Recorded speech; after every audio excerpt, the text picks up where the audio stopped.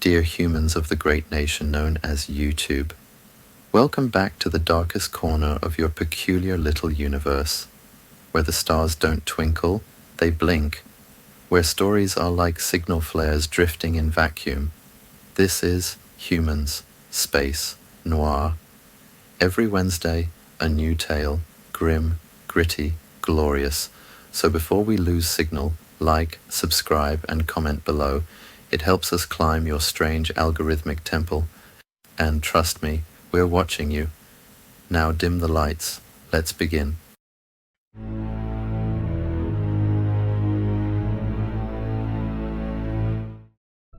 Every Terran year, 214 ships are found drifting. Most are discovered weeks or months after their last known contact, pulled in by automated salvage tugs, or flagged by deep-range patrols as unexpected anomalies in their scheduled flight paths. They arrive without distress signals, without signs of battle, without answers. They are silent, dead, perfect. The engines are still warm, the logs corrupted, the systems intact. They call them ghost ships. Official reports cite human fragility, mental collapse brought on by extended isolation, stress responses to deep space phenomena, or small miscalculations that snowball into madness. The documents say it's preventable, that it's human error, that space doesn't do things to people. But not every ghost ship was a product of failure. Some, like the Eidolon Tracer, never had a chance. She was a mid-range freighter fresh off a month-long retrofit at Port Forge, built for speed and endurance. Cargo hold clean, biofilters sterilized, systems triple-checked, crew manifest 10, hand-picked by necessity, not familiarity. None of them had worked together before. Vega was the first to wake. The cryofog still curled behind her ears as she pulled herself into a sitting position, blinking blearily at the stuttering green status light on the wall. A familiar voice slid through the cabin like honey through static. Cryostasis disengaged, vital signs stable, internal sweep complete, lifeform count 11. She froze, the strap of her boot halfway across her fingers. Say that again. Internal scan complete, the AI repeated. 11 biological entities detected within ship perimeter. There's 10 of us. Confirmed, 10 registered crew members. Lifeform count 11. She waited. So, a pause. No manifest match for lifeform 11. Her eyes narrowed. Can you isolate its location? Compartment C2, forward corridor, lifeform stationary. Could it be residual thermal echo? Maybe one of us was moving through Thor overlap? Another pause. No, signature fully distinct. No overlap. Pulse steady. Temperature consistent with human range. Vega stood slowly, heart beating in her neck. And then the door opened. Not C2, her own. The face that met her belonged to someone she didn't know. A man, tall, dark-skinned, tired eyes. He offered a hand. Rake. You're Vega, right? Navigation? She hesitated. Took it. His grip was solid, human, normal. Yeah, She glanced toward the system display. The second signal had vanished. Rake followed her gaze. Problem? No, she lied. Just post-cryo. Little weird. He nodded. Tell me about it. I dreamed I had 2 hearts. She tried to smile, but her skin was still crawling. They assembled in the galley 6 hours later. 10 bodies in a room built for 8. Too much elbow, too little warmth. Introductions were stiff. Jessa, Ko, Bryn, Santoro, Lynn, Weller, Carver, Juno. Each person said their name like it had just been handed to them. Nobody laughed. Nobody lingered. The AI didn't speak again about the 11th. Vega didn't bring it up. Instead, she watched the others. Noticed small things. Ko didn't eat. Weller flinched at every sudden sound. Carver smiled too often. Juno kept glancing at the air duct behind her like it was going to whisper her name. Rake sat opposite Vega and caught her staring. You're waiting for something to go wrong. She shrugged. Everything feels too clean. He tilted his head. You believe in ghost ships? She didn't answer. The shadows were always worst in corridor F7, not longer, not darker, but wrong somehow. The light there buzzed slightly off-key. One of those long tubes had a flicker, just a hiccup of power, fast enough that you didn't notice it unless you were already on edge. And Juno was already on edge. She was the youngest, barely out of civilian training, new to deep space. She walked the halls fast and kept her back to the wall. She told herself it was smart, efficient. On day 3, she stopped at the junction outside C2. She didn't know why. Her boots just hesitated. The hall was empty. And yet, movement. Just beyond her peripheral vision, a flicker of motion near the wall. She spun. Nothing there. The lights hummed above her, constant. She stepped forward slowly. The air didn't feel cold, but it tasted cold. Dry. Thin. As she passed the storage panel, she could have sworn something exhaled behind it. She didn't check. On day 4, Lynn reported a fault in the vent system. He said he'd been tracking air recirculation anomalies. Pressures building without reason, misaligned values in compartments with no recent use. It's not dangerous, he added, tapping the screen. Just strange. Define strange, Rake asked. I don't know, like things are moving when nobody's in there. You mean like rats? Lynn shook his head. Not movement inside the vents. I mean the air reacting like someone's walking past. Nobody spoke. The AI chirped in. Environmental fluctuations within acceptable parameters. No faults detected. Lynn shut the screen off. Fine. Maybe it's just turbulence. They all pretended to believe that.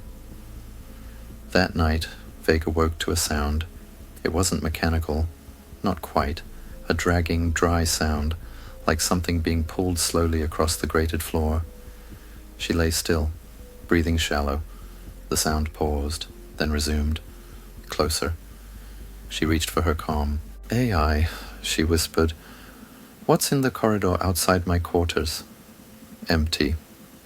Confirm motion tracking. Motion detected. Signature unregistered. Show me. Her wall display blinked on, empty corridor, light steady. And yet, a blur just at the frame's edge, gone before she could place it. She lay awake until lights on. When she opened her door, the hallway was pristine. Except for one thing. Her door frame had a small scratch near the base, deep, sharp, as if something hard had scraped against it in the night.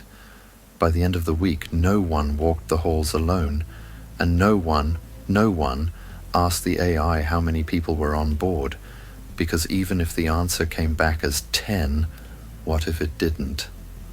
Santoro didn't show up for the systems briefing. That wasn't unusual in itself. He'd skipped a couple meetings already, claiming he was recalibrating the coolant vents in engineering and didn't trust anyone else not to blow the thermal exchangers. He'd had a sarcastic streak, rough humor, not exactly a favorite. But when Ko called his name twice over comms and got silence, Rake went looking. He found him face down in corridor D5, halfway to the aft storage hold. At first glance, it looked like he'd slipped. His arms were twisted beneath him, his body limp, unnaturally still. Then Rake turned him over.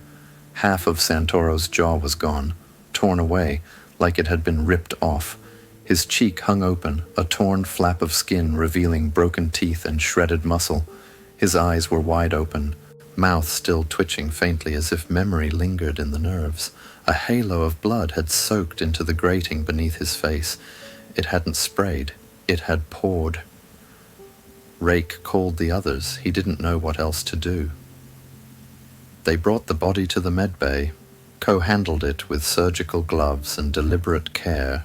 She didn't speak for a long time as she examined the wound.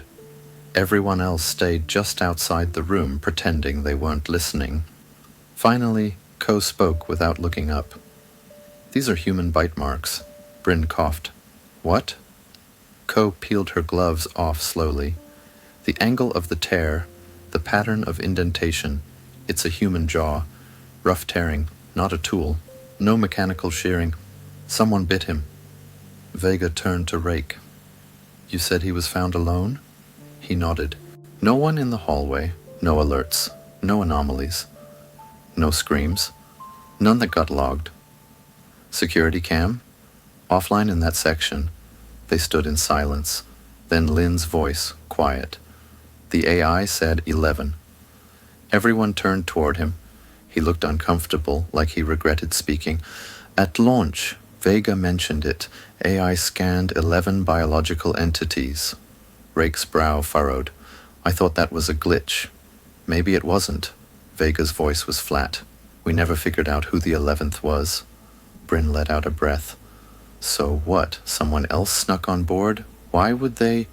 Someone ate him, Ko snapped. That's why. Nobody argued after that. The AI, when asked, confirmed again. 10 life forms on board. 10, Vega repeated. With Santoro dead. Yes. So it's still here. Yes. Ko swallowed hard. Where is it? Compartment medbay. Crew present. Compartment F3, occupant unknown. They froze. What do you mean unknown? No manifest match. Biometric data absent. Motion active. Is it human? A pause. Inconclusive. After that, no one left their room without a weapon. Vega carried a long carbon torque wrench from the tool locker.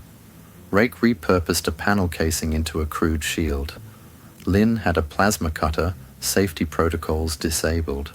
Jessa didn't carry anything, she just stayed quiet, watching everyone from the corners of rooms, never blinking too fast.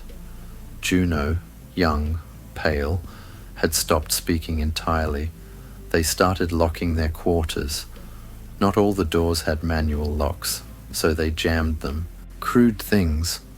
Plates of metal wedged into tracks, bundled cable ties, anything that could hold shut the thin line between inside and out. The air changed. It smelled of sweat and recycled fear.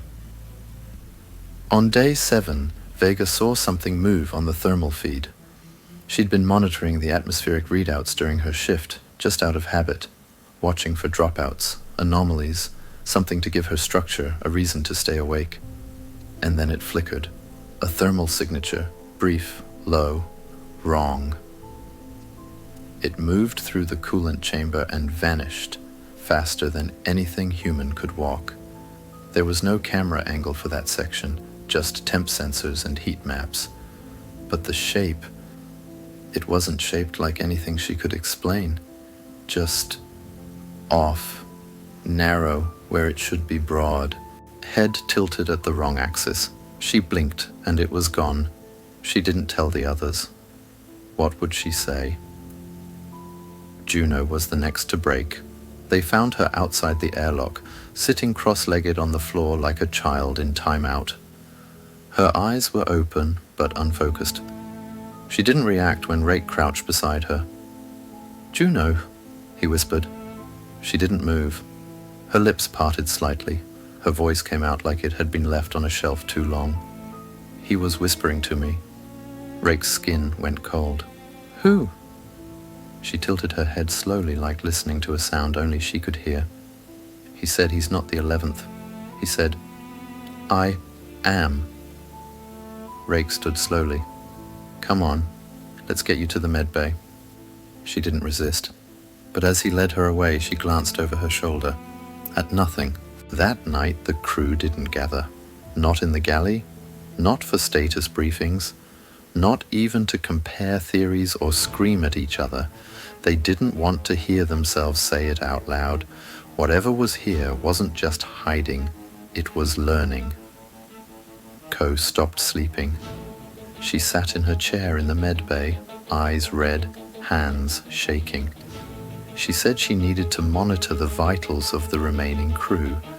Said she was checking for stress fractures, pre-psychotic symptoms, trauma flashbacks. Everyone agreed she was doing the right thing. but she never wrote any reports. She just stared at the monitor feed from the camera in hallway C, the one that kept going black every 12 hours, always for the exact same duration, 13 seconds. When asked, the AI said it was routine signal interference. Ko recorded the downtime herself, started playing it on loop. She swore she saw something inside the blackout, not a person, not a form, just two eyes, too far apart, facing the wrong direction. Lin started whispering to himself. Vega caught him in the maintenance bay, tracing something on the wall with his fingernail, a symbol she didn't recognize, circular, interlaced with jagged edges. It looked like something teeth might make if given geometry. She asked him what it meant. He smiled without turning. "It's what it showed me," he said. "What did?" He turned then. His eyes didn't focus. "You'll see." By the end of week 2, no one asked how many people were on the ship. They didn't want to know. Not because they thought the AI was lying, but because they were beginning to believe it wasn't. They started watching Weller. It wasn't any one thing he did, just moments, fleeting, like how he never seemed to sleep even when others did, or how his clothes stayed perfectly clean despite the sweat stinking up the rest of the crew's quarters, or how he answered questions with a pause, like he was translating something behind his eyes. He didn't act wrong. He just didn't act quite right. Ko noticed first. She kept notes, small entries at first, breathing patterns, vocal hesitations, changes in posture, the way his pupils didn't contract evenly under direct light. Then came the vent footage. Jessa brought it, pale and silent, pressing her tablet into Vega's hands without speaking. It showed a low-quality thermal cam from compartment F9. Everyone had passed through that corridor at some point the night before, but one heat signature didn't line up. It lagged behind the others slightly. Too tall, shoulders too narrow, its feet didn't lift when it walked, they just slid forward, and it stopped by Weller's door, and it stood there for nearly 10 minutes, not moving, not shifting weight, just waiting. Then, abruptly, it turned and walked away, faster than human stride. The next morning, Weller had a bruise on his neck. He said he'd bumped into the panel by his bed. No one believed him. The vote happened quietly. They didn't gather, not officially, no debate. Just eyes meeting in dim hallways, silent nods, the weight of decisions hanging between hands, gripping pipes and repurposed cutting tools. Vega said it out loud first. "If it's him, we have to do it before it's too late." Rake didn't respond, just walked toward the airlock. Weller didn't fight. That was the part Vega would replay later in her mind, over and over. He didn't scream. He didn't struggle. He just looked at them all, one by one, like he was memorizing their faces. Then he said, "You're making a mistake," and stepped inside. The door hissed shut, the vacuum seal engaged, and Weller was gone. For a few minutes there was silence, not the tense, alert kind, not fear, just the dead, sinking kind, like the moment after breaking something valuable you know can't be fixed. Jessa stood by the panel, hand still on the control. "He wasn't it," she whispered. Nobody responded. Rake finally turned. "Then where the hell is it?" That was when the scream tore through the ship, a raw, shrieking sound that cut across compartments and comm lines, high-pitched and jagged, not words, just noise. It came from Ko's side of the medbay. By the time they arrived, the lights were flickering and the walls were painted red. Bryn was dead. She'd been pinned to the ceiling panel, somehow. Her body half suspended, twisted at unnatural angles, one leg bent up against her shoulder. Her head was missing, not severed, absent, as if it had never been there, like the body had never needed one. Ko was sitting in the corner, her hands shaking, blood on her face, none of it hers. She looked up at Vega and said very clearly, "I didn't see anything." The mood changed after that. Not fear, not grief, something worse, regret. They'd spaced Weller, and whatever was hunting them wasn't him. For the first time since departure, someone cried. It was Lynn. His voice cracked in the hallway as he pressed his forehead to the wall and whispered apologies to no one in particular. Jessa disappeared that night. Not violently, not loudly. She just never arrived for her shift. Her room was empty, her bed undisturbed, her things still arranged on the small shelf above the vent, but the door was locked from the inside. Rake and Vega forced it open. Nothing, no signs of struggle, no trace of her ever existing, except Co noticed something on the underside of the mattress, a pattern scratched into the metal frame with something sharp. Not words, not letters, just curves and lines. Teeth shapes. Again. She didn't say anything. She just sat down in the hallway and hugged her knees. They stopped speaking after that. Not just because of fear, but because they no longer trusted their own voices. Sometimes one of them would say something and the other would frown just slightly, like the tone was a fraction off, like maybe that wasn't the same person anymore. Once Vega saw Rake standing in the shadows outside the galley, unmoving. His mouth was open, his hands limp at his sides. She called his name. He didn't answer, just turned and walked away. Later she asked him about it. He looked confused, said he hadn't been near the galley in hours. Co locked herself in medbay and started recording.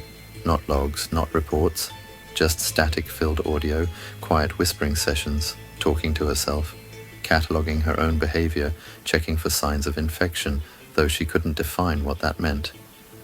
"I'm still me," she said once, "I think. But what if it wears you from the inside out?" Vega couldn't sleep. When she closed her eyes, she saw the heat signature again, that flicker that wasn't human. It had looked so casual, so confident, like it knew what it was doing, like it was taking its time. One night she heard movement in the ventilation shaft near her bunk, a scraping, deliberate, not like shifting metal, like flesh brushing steel. She pressed herself against the far wall and held her breath until morning. When she checked the vent, it was closed, but the screws were missing. Lynn started muttering numbers. He claimed he was calculating odds of survival, analyzing vector paths, escape strategies. He said he could outthink it, but his notes were incoherent, equations that looped into themselves, symbols that didn't belong to any known language. He stopped blinking. Rake confronted him in the power core, demanded he explain what the symbols meant. Lynn just laughed. "She promised me a shape," he said. "A better one. What the hell does that mean?" Lynn looked him straight in the eye. "You'll see." He tried to jam himself into the coolant intake an hour later. He didn't fit. Most of him stayed outside. Co finally opened her door one morning and handed Vega a note. Then she walked into the airlock, closed the inner seal, and sat cross-legged in the chamber. She never activated the outer door, just sat there, still, breathing, waiting. Her note read, "There's more than one now." I heard it whispering to itself, and it answered. Rake, Vega, and Juno were all that remained. They didn't speak much, just shared looks, shared terror. Juno never left her room again. Rake spent most of his time in engineering, alone. Vega wandered. The AI stopped responding to them altogether. No voice, no system updates. The lights flickered more often. Sometimes they pulsed with a rhythm Vega swore was almost breathing. Then came the final message, etched into the wall outside corridor E3, thin, precise. "You are not the last, you are not the first." Vega dreamed of teeth, not biting, just smiling. A mouth too wide, lips pulled back to reveal rows and rows of something pretending to be laughter. When she woke, her hands were bloody. Her room's vent grill was missing. She didn't check inside. She didn't see Juno again, but sometimes she heard her voice on the comms, asking for help, calling out from empty rooms, soft, familiar, wrong. She stopped answering. After that, she stopped counting how many of them were left. It didn't matter anymore, because the breathing never stopped, and every reflection still blinked back, even when she didn't. They met in the comms lounge. It was one of the only rooms left with an unbroken lock and working lights, the kind that hummed steady without flicker. And it was small, tight enough that no one could disappear without brushing past someone else. That was the point. Rake was the one who called it. He sent the request through a closed comm channel. No group meeting, no spoken invitations. Just a short, silent ping to whoever was left. 6 of them came. Vega, Rake, Ko, Lynn, Jessa, Juno. No one knew who had received the original message. No one wanted to ask. They sat close, shoulders nearly touching, backs to the walls. Everyone held something, metal bars, plasma tools, serrated panel pieces. The silence was thick enough to feel. The comms screen glitched in the corner. No messages, no outgoing calls. Just a looping feed of static and local room temperature. "I'm not sleeping again," Lynn said quietly. "Ever." No one replied. Vega's knuckles were white on the handle of her wrench. She hadn't blinked in what felt like minutes. Juno was hugging her knees, eyes wide. She'd spoken once, on the way in. "I don't want to be alone," that was all. Ko kept staring at the door. Jessa hadn't said a word since she arrived. It was Rake who finally broke the stillness. "I want to do a head count." Vega turned to him slowly. "Why?" He looked like he was trying not to be afraid, which meant he already was. "I want to know we're all here, that's all." "We are," Ko said. 6 of us. Rake nodded. "Just for peace of mind." He lifted his hand toward the ceiling. AI. For the first time in hours, the system acknowledged him. Its voice was dry, calm, emotionless. "Yes, Rake." "How many human life forms are currently present in this room?" The pause that followed was long, not due to processing delay, just long enough to feel like hesitation. 7. The air went still. Rake's hand dropped slowly. Ko sat up straighter. "No, count again." 7 life forms detected. Room, comms lounge. "Juno," Vega whispered. Count out loud." Juno shook her head. "Do it," Vega said louder. "Count everyone here," Juno pointed.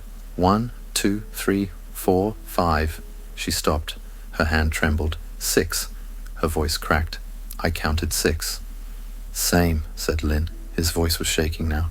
"AI," Ko said. "List by name." Rake, Vega, Ko, Lynn, Jessa, Juno. Pause. "Unknown."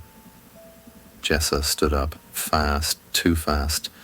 "No," she hissed. No. The lights went out, and someone screamed. It was the kind of scream that came from something deeper than lungs, a full-body rejection of reality, a cry that forced everyone else into stillness, hearts frozen in a single beat. Vega dropped low, blindly swinging her wrench out in front of her. She hit something solid, metal, wall. Footsteps thudded, not running, shuffling, not fast enough, not human. Someone gasped behind her, then a gurgle, thick, wet, the room filled with choking, strangling. A voice tried to speak through blood, only half the syllables forming. A name, a plea, then a body hit the floor. The emergency lights flared on. Dim red glow painted everything in shadow and ruin. Ko was on her knees, hands slick with blood. Her face was blank. Juno was sobbing into her hands. Jessa stood in the far corner, shaking, eyes wild. Lynn was staring at the body. It was Rake. His throat was open, torn, not cut. Muscle and vein spilled down across his collar. His mouth still twitched, reflexes firing in death. Vega didn't remember moving to the door. Her hand was already on the panel. Her voice came out in a hiss. "Open it." The door slid wide, and they ran. Later, none of them would remember clearly who had gone first, who had pushed past whom, who had screamed and who had stayed silent. But they would all remember one thing. 6 people ran out of that room, and only 5 were still alive. The corridors blurred into streaks of metal and shadow. Vega ran without thinking. Juno was just ahead of her, bare feet slipping on the blood smeared across the floor. Ko's breathing echoed from behind, uneven and ragged. Lynn disappeared into the maintenance shaft near corridor C6. No one saw where Jessa went. The doors slammed shut behind them as the ship sealed itself again. Or maybe it wasn't the ship. Maybe it was just easier now. For it to move, to separate, to wait. Vega locked herself in the storage room near the reactor compartment. The door control had to be hardwired. She ripped the panel apart and fused the circuits, watching the access override flicker and fail. She didn't cry. She just sat down against the far wall, clutching her wrench with both hands, staring at the door, listening, not for footsteps, for breathing, not hers, the other kind. That slow, rhythmic mimicry that followed her from room to room, just quiet enough to question. It wasn't hunting anymore. It was enjoying itself. Ko tried to restart the AI's core control. She lasted 7 minutes before the feed cut out. What little footage remained showed her talking to someone just off frame, smiling. Ko never smiled anymore. Then she turned her back to the camera, and something stepped into view. It looked like her, until it didn't. Then the feed went dark. Juno kept the lights on in the emergency med bay, all of them, even the small diagnostic lamps and ceiling scanners. She stood beneath the brightest ones and didn't move for hours. At some point she realized she was humming. She didn't remember starting, or what the melody was, or where the harmonizing voice had come from. She stopped humming. The voice didn't. Lynn reappeared in the ship logs for exactly 47 seconds. A maintenance terminal in corridor G3 flickered online. He typed a single line of text into the maintenance log buffer. "I see it now. I think it used to be someone." The log cut out mid-keystroke. Vega stayed in her makeshift barricade for 2 full cycles. No food, no comms. The lights above her didn't flicker anymore. They pulsed, slow and steady, like a heartbeat. On the 3rd cycle, she heard scratching at the door, then a voice. "Vega, it's me, Rake. Open up." Her stomach twisted. "No," she whispered. "You don't understand," the voice said. "I'm not dead. You didn't check. I was breathing. Just open the door." She didn't move. The voice became a sob. "I'm cold," it said. "Please don't leave me here." It continued for hours. It never once said anything Rake would have said. That night, the lights failed completely. Vega sat in perfect darkness, counting her breaths. When she reached 300, something whispered her name from behind her, but there was no behind her, just wall. She closed her eyes, and the whisper moved inside. They never asked the AI for a count again, not because they didn't want to know, but because the answer had already come. There were never 6 in that room, and when they ran, they took it with them. Whatever it was, they stopped dying. That was the worst part. The silence. There were no more screams, no more blood, no more bodies twisted into angles that didn't make sense. No signs of struggle, no torn fabric, no broken tools. Just absence. People were there, then they weren't. Juno was the first to vanish. Vega saw her once from across the ship's data core, standing in the middle of the corridor, barefoot, staring up at the ceiling like she could hear something singing from inside the steel. Vega called her name. Juno didn't answer, didn't turn, just smiled. a strange, wide smile, more relief than joy. Then she stepped into a side corridor. By the time Vega reached it, the hall was empty. The doors hadn't opened. The pressure sensors hadn't tripped. Juno was gone. Vega didn't search for her, not because she was afraid, because she knew. She knew how this worked now. She wrote her log entry that night, not for command, not for recovery teams, not for herself, just for someone. I don't know how many of us are left. Maybe just me, maybe one other, maybe none. I can't be sure. I don't sleep. I don't eat. I count footsteps that don't match mine. I sit still so I can hear breathing that doesn't belong to anyone. I'm afraid if I speak out loud, it'll hear me. But I'm more afraid it's already inside, already wearing me. Maybe it always was. She deleted the message, then re-recorded it.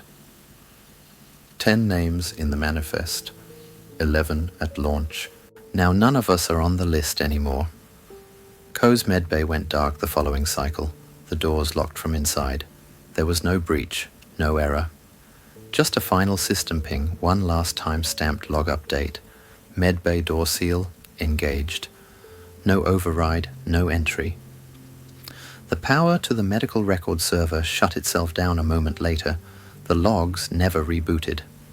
When Vega checked later, the seal code had been overwritten by a new string.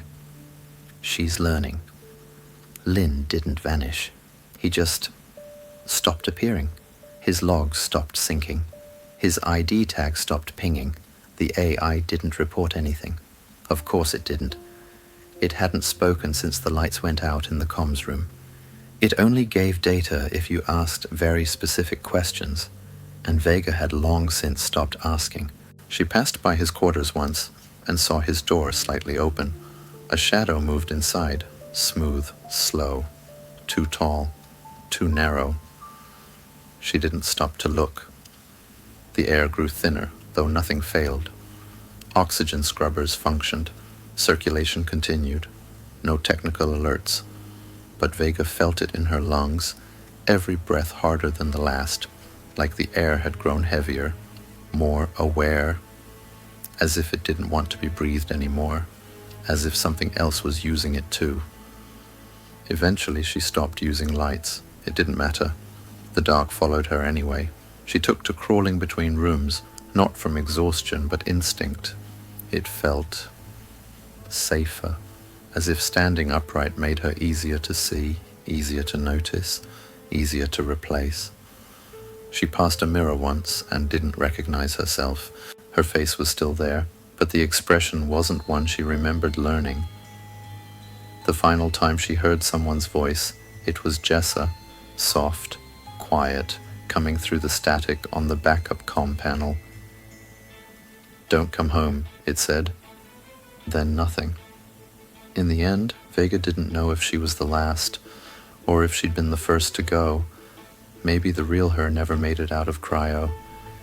Maybe it had been this thing, this other stepping into her shape, remembering how she smiled, learning how to mimic the patterns of fear, testing how many heartbeats it took before someone broke. She couldn't remember her own voice anymore, didn't trust it, didn't want to hear it say something she hadn't meant. The final entry recorded by the Eidolon tracer came from the flight deck. A proximity log, not a distress signal, not a mayday, just a ping.